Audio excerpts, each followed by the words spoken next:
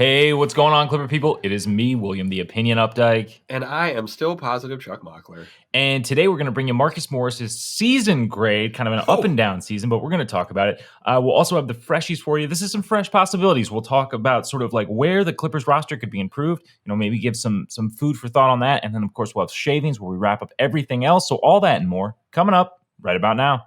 You are Locked On Clippers, your daily Los Angeles Clippers podcast, part of the Locked On Podcast Network, your team every day. Yes. Welcome to Locked On Clippers, coming at you 5 days a week. 7 a.m., make us your first listen. We got to give a shout out to Bet Online. They have you covered this season with more props, odds, and lines than ever before. Bet Online, where the game starts. We're talking Marcus Morris' season grade. It's once we've taken a step back from him and Reggie's season, it's so much to kind of consume in terms of all the outside stuff that was happening too. Marcus Morris averaged 15 points, 4 boards, 2 assists, and 29 minutes per game. He shot 43% from the field. Respectable. 36% from 3 on 5 attempts per game. 48% on 2s. Showed up in a big way versus the Pels to end the season. He had 27, 9, and 5. 9 of 20 shooting, 4 of 11 from 3. Some notable great games for Marcus Morris this year. He had 29, 7, and 3 versus the Lakers in the 1-point win in early February. 21 and 2, going 6 of 9 from 3 versus the Lakers in December. He loved playing the Lakers this year. And then 31, 7, and 2 versus the Pistons in mid-March during a 4-point win. Will, let's start with what we liked from Marcus Morris this year. What did you like from Morris this year? Oh, well, I mean, he did a good job of doing his best impression of a second option, right? And I say impression because I love that term. At this point in his career, I mean, look, I love Mook. I really do. I have been a little skeptical of all the, trade Mook kind of talk, but it's beyond optimistic to assume that he can be the number 2 guy on a contending team at sort of at this point in his career. He's not. Yeah, he's not. He's 20... what, the 4th on a fully healthy Clippers roster? Yeah.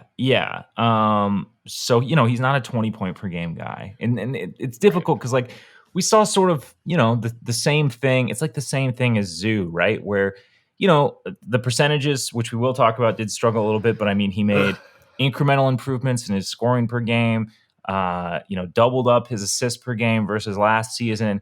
Incremental improvements in rebounding, the incrementalist of which we will talk about. A 9% improvement. So it's like I said, he was doing his best impression of what a number 2 guy, can be. And I think that both his a victim age, of circumstance, both him and Reggie. Yeah. So, and I think there's a couple of factors that contribute to that. I mean, A, obviously his age, and then B, it's got to be hard. It's got to be really, really hard when you're a guy like Marcus Morris, who, I mean, has played on some contending teams. Absolutely. He's been a high usage guy. This latter part of his career, he's, since really his stint, his first stint with Boston back in 17-18, he's kind of been on teams that are expected to do something in the postseason. And I think he's one of those pieces where it's now he's you get Marcus Morris on a contending team. That's a nice little piece right there. And of course, the Knicks situation is different, but that was a situation where he was essentially the number 1 option. Nearly the number 1 option. So it must be difficult to maintain the type of intensity and focus that you probably need throughout a season when you're actually playing for a contender. So I can't really fault him and not necessarily being able to bring that every night in a house money year. Yes. And I think the house money thing is a very good take too. This was Morris's second highest usage rate of his career at 23.2%. I don't know what you want more from Morris at this age with this roster around him missing these pieces, right? I mean, him and Reggie, we talked about, they're our main offensive producers with no PG and no Kawhi.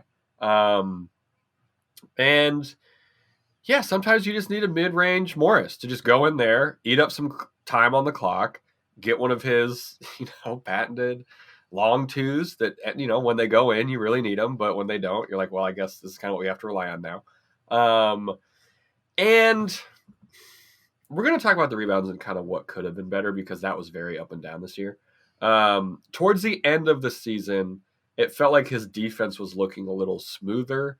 And that basically just boils down to him being able to move better. Like, we had a joke on Twitter with Joseph Fry Ward that he was like spry, but that was kind of the peak of him this season, right? Like, Morris was never, not that he was this last year, even 2 years ago, like, you know, some guy who was moving lightning quick laterally and things like that. But there were just times this year where there's a marked difference in what his defense looked like kind of towards the end of the season. Just after a little bit of rest and things like that. Like, it's hard to look at these kind of seasons, honestly. Yeah. And like give it anything like less than honestly like a B, just because of what he was asked to do. I mean, I disagree. That's fair. I mean, this was not a B performance for me from Morris. I think he's in the zoo range. I think he's in the C. I think he's at like C plus maybe. I think he's firmly a C. He's asked to do so much stuff. Let's get into what could have been better, because there's a couple big things here. His 3-point percentage plummeted. Yeah. It was compared to 2021 on the same number of 3-point attempts per game. Look, 2021, an outlier. He was like 46% from three, 36% this year. 36%, not horrible, but not what you were getting last year with admittedly a different kind of look and things like that. So that, and again, victim of circumstance issue. The ball movement's not the same with Paul George being out for as many games as he was. The gravity, like, it was just tough. Do you have anything notes on the 3-point shooting? Like, it just felt like it wasn't his year to excel at that with everything considered. So, I mean, like, another thing you got to consider with the 3-point shooting is like the spacing issues that we had all season. Totally legit. As well as Reggie did a great job, but we didn't have as many facilitators and people who could assist. We had like two, and one was Hart. Who could assist in somebody getting a shot on the floor. And, Morris certainly, could at times be relied on to get his own shot. But I think at this stage of his career, through, an 82-game season, he's going to be much more effective being off ball. And what his getting his own shot looks like. It's in the mid-range, and he's isoing, and that's what his shot is. He's not doing anything kind of else other than that. Yeah, totally. So it is great that we saw him like double up his assists. I mean, still only 2 per game. It's not like knocking you out or anything, but sure. It's nice to see an increase there. And I mean, I thought we saw some really promising things when he came back after that stint that he was out. And it felt like the offense, there was a couple of times during the season, but this was one of those points where it felt like the offense was maybe ready to turn a corner. That was maybe a little bit foolhardy on my part, not necessarily a sustainable thing to sort of like dump the ball. We were all hyped up and let him, like post up or kick out. I don't know. The 3-point shooting, like if he was off ball more, in a way where, there were other pieces of gravity on the offense, I think we would see more of a regression to a means than like a 20% decrease. Right. Yeah. Another issue this year that kind of reared its head a little bit kind of in that game in that first play-in game, the rebounding is a real issue. And it just is. No boards in games of 25 plus minutes played as a power forward is difficult to deal with. And what's weird is that if you go to Basketball Reference and you sort just this season his highest scoring games, it's also some of his highest rebounding games. It's not a coincidence. And what made this so much more confounding for me is that he talked about early in the season how getting rebounds and bringing the ball up really helps him get into a rhythm kind of on the offensive end, just having the ball in his hands.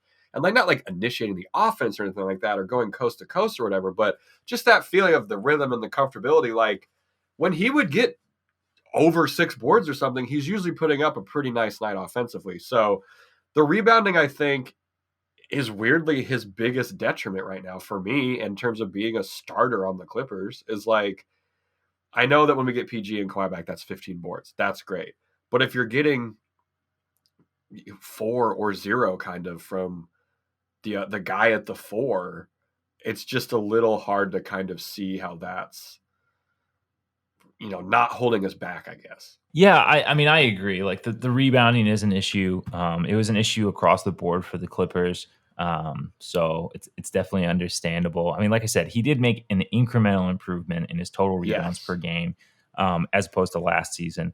I guess maybe I had thought the variance would be a little bit higher, but it kind of is like what the it zoo is. thing. But like I mean, there's overall, 15 extra ones to grab. Like maybe grab a couple of them. Overall, this was not an inspired defensive season from Marcus Morris. And I will agree with that. Look, I mean, we kind of go through this, I feel like, in the regular season a little bit every year. And I think some of that has to do like how he comes into training camp and stuff like that. It gets, and that's not just he on was him, heavier man. At the beginning of this season, and everyone was like, why did he put on so much muscle? yeah, it did look like he like bulked up in the offseason. And that's one of those things too. Like, it's not just his fault. I'm not saying that the guy like isn't running or whatever. It's just like has his ass on the couch. Like it gets harder to get leaner as you get older. It gets harder to come into the shape that you want to be in. It takes longer and longer to get back into that shape as you get older. So that's just kind of one of those things. But you put in here, and it's really true. Like he had to ramp up because of the amount of games that he missed, and that it's a two-part thing, right? Like A, yes, it is harder to get back into that shape. And then B, we just didn't have the luxury this year of having him be able to come off the bench and like gradually ramp up into that. Exactly. He was just thrown right into the fire when he was back to being able to play whatever. And you wonder if the legs are a bit of an issue too in that dip in percentage. Yeah. And he missed almost 30 games, which is brutal. And then he just had the same roller coaster scenario as Reggie, right? Like when those two were off, it was kind of curtains for the Clippers. He had 24 games of below 40% shooting from the field. The Clips were 11-15 in those. The Clippers were 4-8 in games he was below 30%. It's just, this is what happens when Morris and Reggie are your 1 and 2 options. So, Will, final grade, Marcus Morris, 21-22 Clippers season. I'm thinking probably a C to C minus. Damn. Okay. I'm going C plus. Strictly he did make improvements. I can understand a C plus for sure. Yeah. I think the defense is like the biggest thing. That's fair. Yeah, me rebounding. So that's totally fair. Let us know over at Locked On Clips, what do you think Marcus Morris' season grade should be? I believe Reggie has the best grade so far, right? He's got an A. Yeah. Paul George, I gave him an incomplete. Zoo got a C. Morris got a C. Whew, sounds about right given our record. Coming up, we're going to be talking the Freshies What Do We Need edition. But first, we got to give a shout out to Athletic Greens. I use Athletic Greens every day. I don't eat very healthy, but Athletic Greens helps me get a little more veggies in my life, which is fantastic. A lot of people ask, what is this stuff? With one delicious scoop of Athletic Greens, you're actually absorbing 75 high-quality vitamins, minerals, whole food source superfoods, probiotics, and adaptogens to help you start your day right. The special blend of ingredients supports your gut health, your nervous system, your immune system, your energy, recovery, focus, and aging, all the things. Cost you less than $3 a day. You're investing in your health, and it's cheaper than your cold brew habit. Right now, it's time to reclaim your health and arm your immune system with convenient daily nutrition, especially heading into the flu and cold season. It's just one scoop and a cup of water every day. That's it. No need for a million different pills and supplements to look out for your health. To make it easy, Athletic Greens is going to give you a free 1-year supply of immune-supporting vitamin D and 5 free travel packs with your first purchase. All you have to do is visit athleticgreens.com/NBA Network. Again, that is athleticgreens.com/NBA Network to take ownership over your health and pick up the ultimate daily nutritional insurance. All right, so we're talking the Freshies. This is kind of a what do we need edition, just taking a look at this roster and sort of where we could make improvements. And I think we should start out to where like my head has been at, especially since the Bledsoe trade. Backup point guard. What can we do to get an upgrade at that position? Will it even be as necessary, when Kawhi and Paul George are back? Because I do think, not having them this season obviously looks very different, but it's hard for me to unsee what I saw this season and not believe that the roster could not be made better by bolstering up that position. So I was kind of kicking this around too, and I'm not sure. Kawhi's going to need a ramp-up time, right? Like kind of handling the offense and all this stuff. So like how much time would a backup point kind of get? John Wall on a buyout. Yay or nay? Yay. Yeah, on a buyout? On a buyout? Yeah, for sure. I'm like, bring 100%. Him over. This is 100%. Great. Buyout, let's do it. Have him. Sounds like the possibility for some fun basketball. I'll tell you what, that second unit, you put John Wall, Norm, like Luke, Terrence, what I don't know. That's fun. Yeah, I think backup point guard. Things change in the NBA very quickly. We used to not think we needed one. Now we do. How much do we think? Do we want Terrence to play more backup point guard minutes, or are we kind of over this? He's the number 2 for point guards. I think I'm a little over it. I'm not anti-Terrence Mann handling the ball, but being our second string point guard. I mean, yeah, I think that we could do better. And I think that for sure we, once again, long season, Kawhi ramp up period, Paul George, you as much as he's grown as a playmaker, and you obviously want to have that in your back pocket, something that's a part of the offense, of course. I think like lightening some of those duties off of him is going to be a way to keep him healthier and fresher throughout the season. And Terrence Mann, I thought showed some growth, but just throughout an 82 game season, I just he has that time to focus on it, which gets me. He's had to do so many different things for this team. Yeah, he does great. I just think that you could do better, I guess.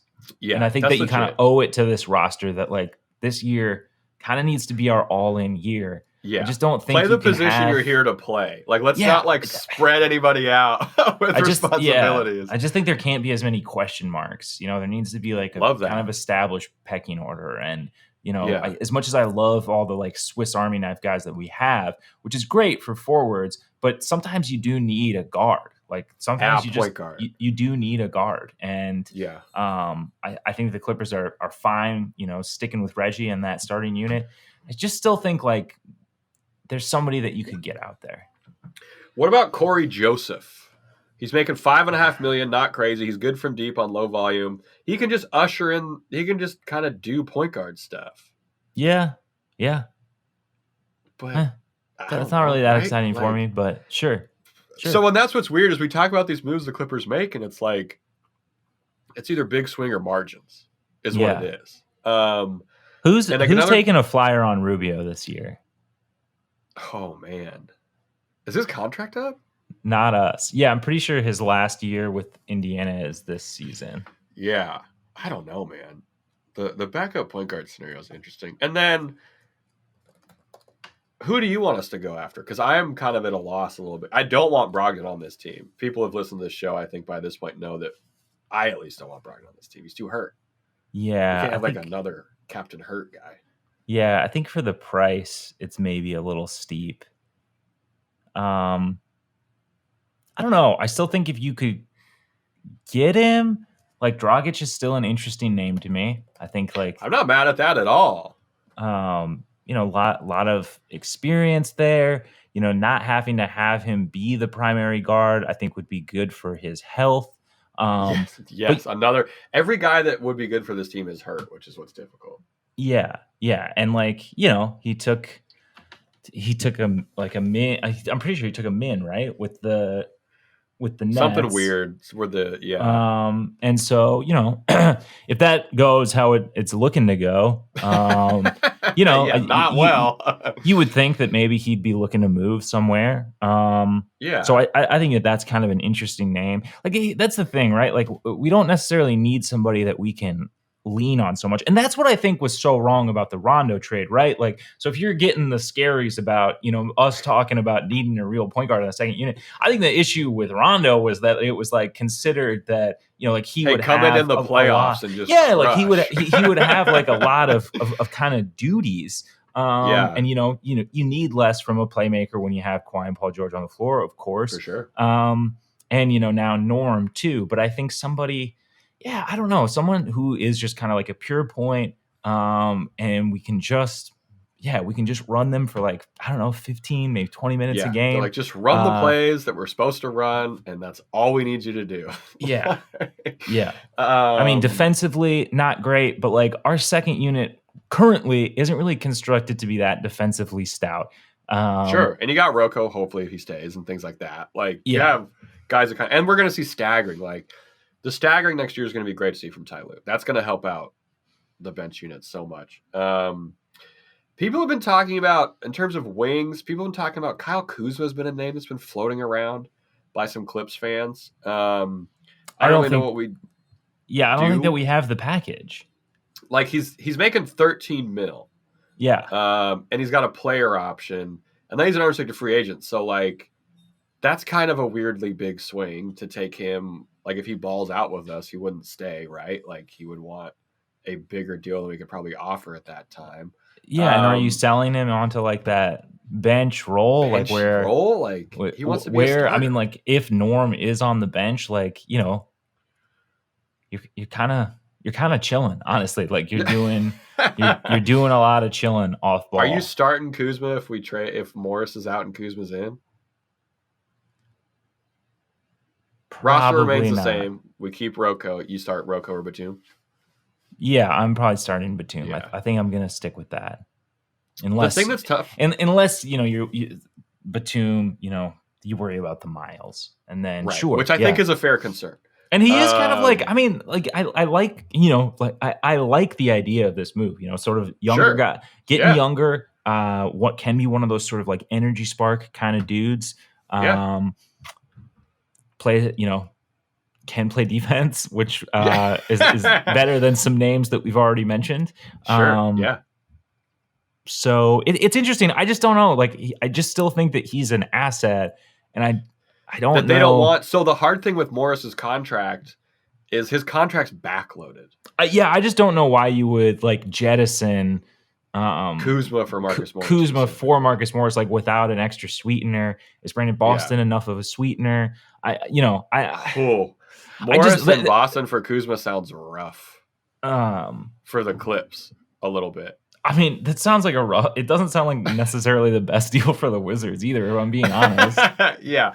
Okay, so the Marcus Morris deal is going to be difficult to figure out. What happens if Hart gets a huge contract thrown at him and we can't match? We have a pretty solid... Well, right. Well, I just meant in terms of like, we have a pretty solid track record of backup centers. Yeah. Dwayne Dedmon's going to be a free agent.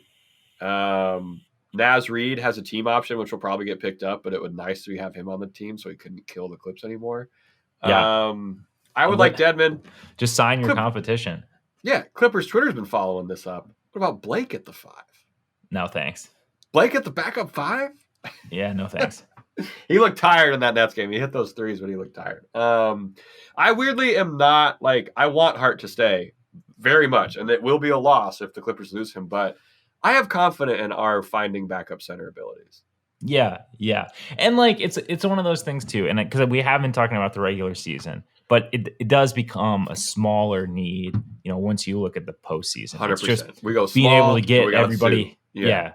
It's just being able to get everybody across the finish line, with the lowest, ideally like low miles, in good reps and not, not nights where they have to do too much. Yeah. So I still think there's value. Second, like kind of backup center though, I just kind of feel like it's one of those things where like, I don't know, man, toss a rock. You'll probably hit one. Yeah. Let's bring Boogie back. I don't care. Like, sure. And then fresh youth.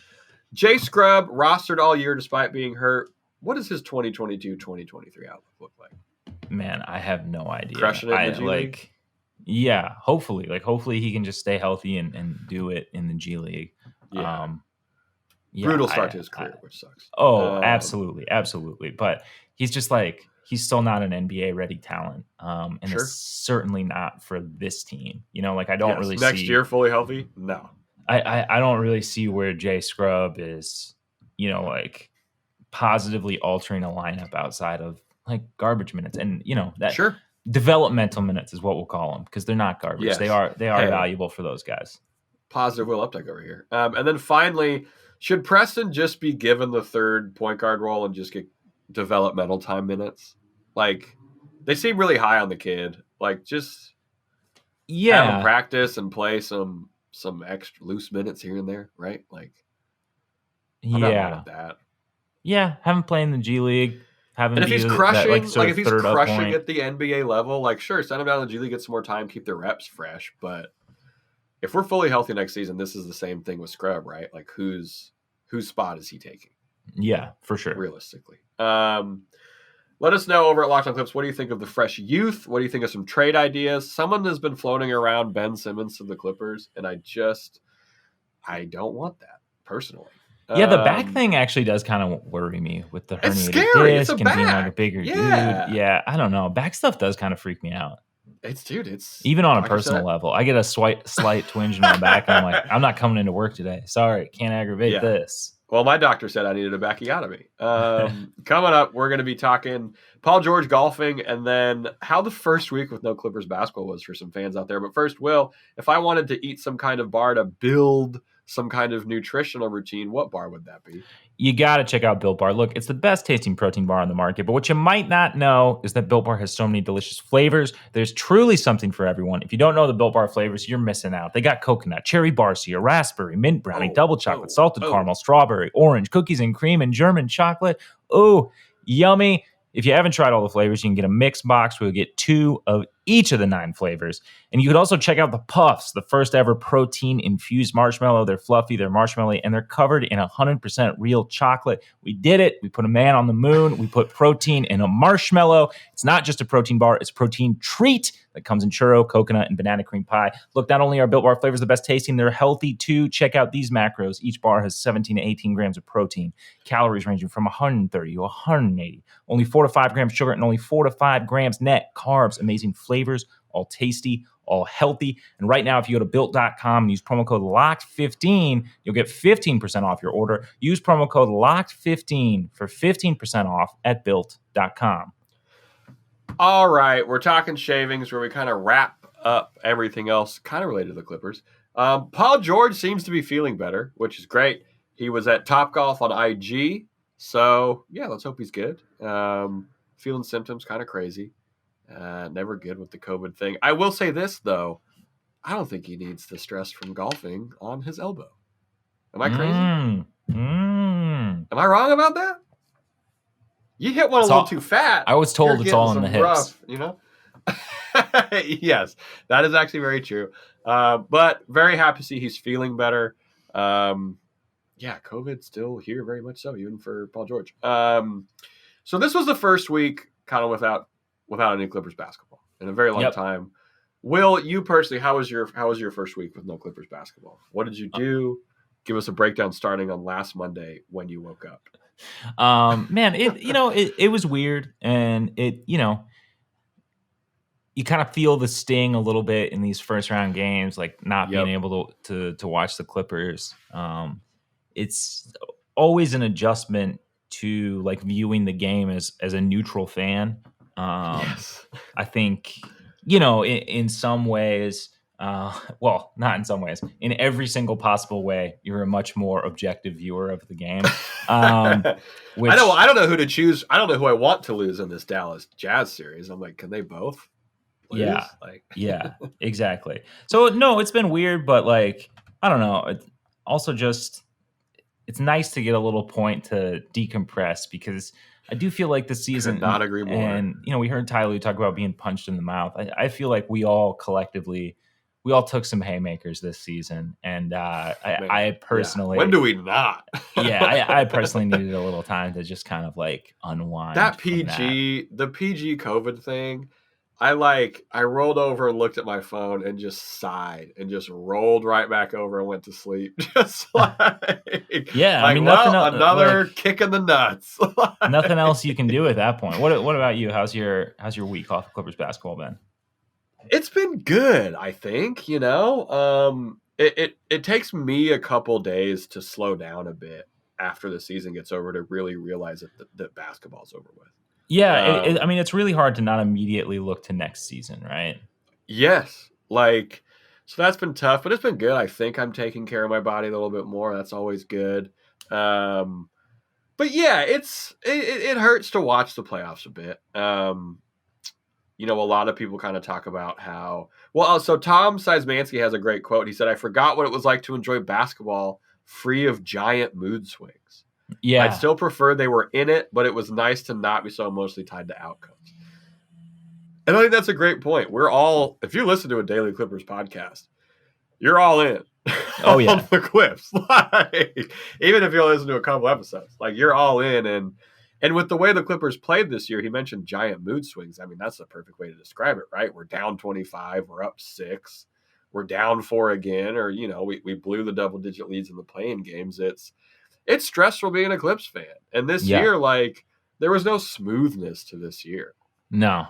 In any sense of it. And anytime you thought you could set your expectations, we were kind of given given the carrot of something else being on the horizon. And I think, I've expressed that before, but I think that is what for me made this season a lot more difficult than any other year. It's just every time I thought I had tapered my expectation or figured out, what this team was and who they were, there was always something this could be happening. This could be happening. So it just made it a lot more difficult than a normal year. Yeah. We had a couple responses from 2 people who had a pretty nice time so far. CJ Ram Clip said, "I'm good. My son and I plan on a Vegas trip this summer to catch at least 1 or 2 Clipper Summer League games. We're big Dodgers and Galaxy fans, so we like to spread our heartbreak throughout the year. LOL." Love that. Lucas Hahn, Clippers Twitter power user, Clippers journalist power user, said, "My mom came to town. We had a nice week road tripping around the state with my dog." Hey, hell yeah. It's a good time. Good for the Hans. And then Sean Lem with a pretty common one too. "I have reached a new level of boredom." So I also identify with this one. I've dusted off a few old video games where I'm like, I haven't played Hitman. Why not? Definitely dusted off some boredom hobby things for sure. So I hope Sean's hanging in there for sure. Anything else as we kind of just wind this Monday episode? That'll do it for today. I think it will. Tuesday's episode, we're doing Nick Batum's season grade. That will be the end of the starters. We've gotten through them all. His is an interesting year to look at. Twitter Tuesday, so send those questions in the @LockedOnClips. Please, please, please. We love taking your questions. And, of course, whatever else happens between now and then in Clipper land. Will, if someone wanted to review this podcast, if they just had some time to kill in the off season, where could they leave a detailed review about what they may have liked, disliked, or, felt indifferent about? Oh, yeah. Also, feel free to give us your season grades. You can do that over on Apple Podcasts. Wait, we're getting season grades now? I don't know if I want a season grade. You can do that over on Apple Podcasts or the podcast app on your mobile device. You can also do it over on Spotify. You can listen to us on either one of those platforms. You can also listen to us on Google Podcasts, Amazon Music, on Stitcher, on Deezer. Anywhere you get your podcast, you can listen to this show. Keep rocking with us. Let's all find some entertaining things to do with our off season. Absolutely. And again, if you do want to leave those season grades, tweet them at us or put them on an Apple review. We will read them, no matter what grade you give us on the air. I have been Positive Chuck Mockler. And I am William the Opinion Updike. And as always, we appreciate you.